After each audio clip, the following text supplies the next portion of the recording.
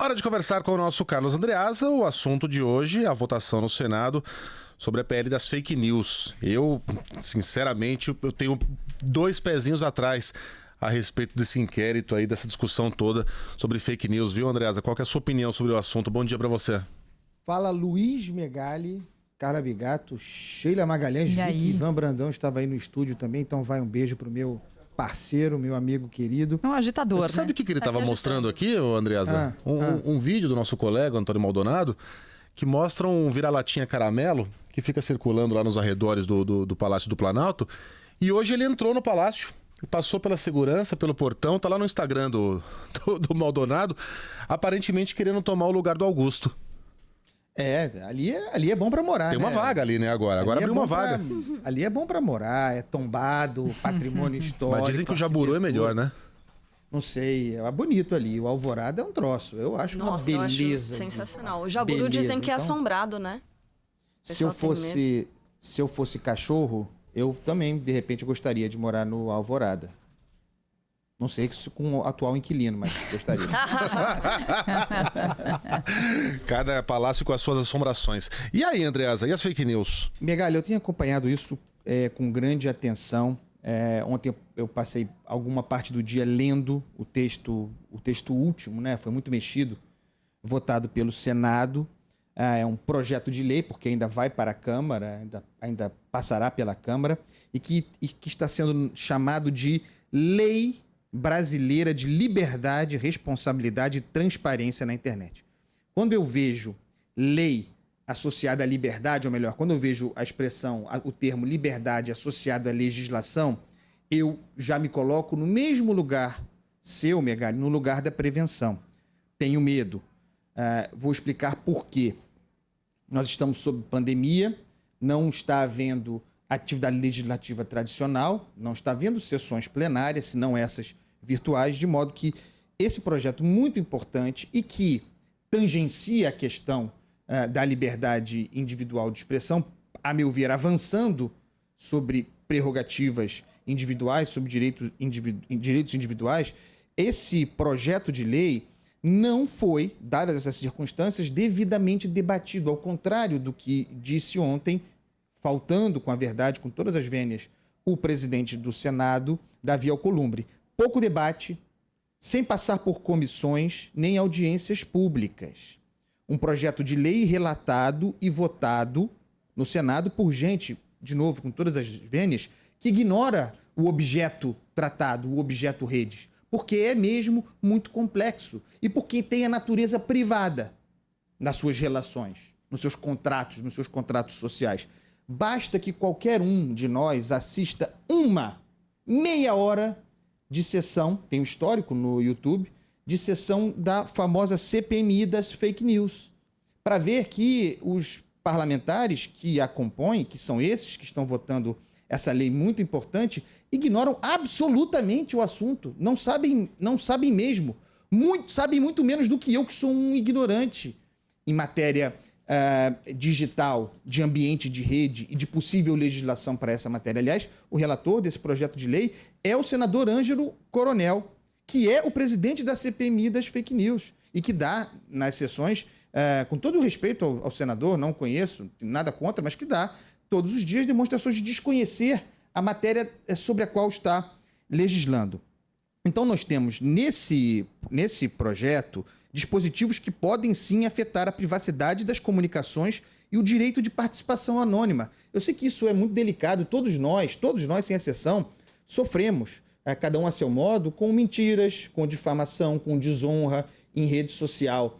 Mas será que é por meio de lei que se resolve isso? Será que é com a imposição do Estado que se resolve isso? Um Estado que é bastante cego sobre essa matéria? Ou seria com ações privadas como essas, de que vocês trataram agora há pouco, que resultaram em boicote de empresas privadas a redes? É na pressão econômica diante da inação das redes sociais que a coisa pode se transformar. Não me parece haver outro caminho. Então, os pontos aqui importantes. Pergunto, legislação para tratar de controle de redes? Refaço a pergunta, será mesmo o melhor caminho? As plataformas, segundo se dispõe nesse texto, ainda a ser votado pela Câmara, deverão identificar usuários em casos suspeitos. Quem define o que seriam casos suspeitos? Outro ponto, armazenamento de mensagens, portanto, das trocas, por 3 meses, no caso de mensagens encaminhadas por mais de 5 pessoas em intervalo de 15 dias e que tenham alcançado pelo menos 1.000 pessoas. Eu digo, um artigo meu, sem querer fazer propaganda, um artigo meu no jornal o Globo é muito compartilhado e com alguma frequência viraliza, inclusive em aplicativos de celular, certamente chegando a mais de 1.000 pessoas, compartilhado a partir da origem por 5 pessoas. Será que a minha privacidade será exposta num banco de dados acessível dessa maneira, ainda que com mediação judicial, no momento em que se discute tanto no Brasil a ascensão do arbítrio e da mentalidade autoritária? Essa lei tende a fazer com que as redes sociais e esses dispositivos se tornem juízes, né? Prescindindo a rigor da mediação judicial. E para que hajam, inclusive, sob pena de multa. O que significa impor a possibilidade de multa a uma rede social para que, de repente, derrube contas ou apague postagens controversas? Significa dar poder de juiz a uma rede social. Será que esse é o bom caminho? Tenho muitas dúvidas sobre a ideia da constituição de Conselho de Transparência e Responsabilidade na Internet. Quem comporá esse conselho? Quem serão esses iluminados a fazer essa regulação? E, de resto, por fim, a velha questão das boas intenções. Nós temos visto no Brasil vários exemplos de ações bem intencionadas que, com o efeito prático, resultam em tragédias, resultam em situações piores. Temos agora recente, não é uma decisão legislativa, mas é um bom exemplo. Está acontecendo no Rio de Janeiro agora, uma decisão liminar do ministro do Supremo, Edson Fachin, que, grosso modo, proibiu operações policiais em comunidades do Rio de Janeiro.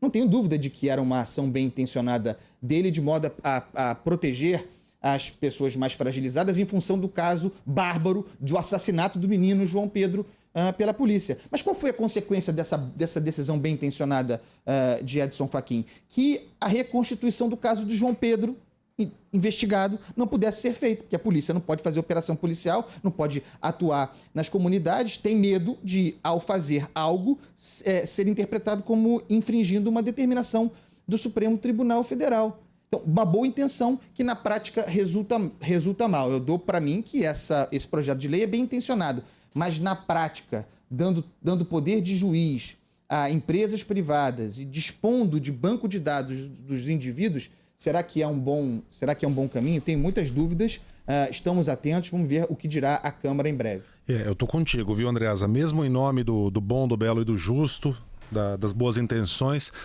me desagrada muito a criação de um aparato burocrático para decidir o que é certo, o que é errado, o que é verdade, o que é mentira, o que pode e o que não pode. A gente sempre acaba caindo no Ministério da Verdade lá do George Orwell. E aí eu fecho com John Stuart Mill. Em geral, para os males da liberdade, o único remédio é mais liberdade. Andreasa, um beijo para você, até amanhã. Beijo, pessoal, até. Até.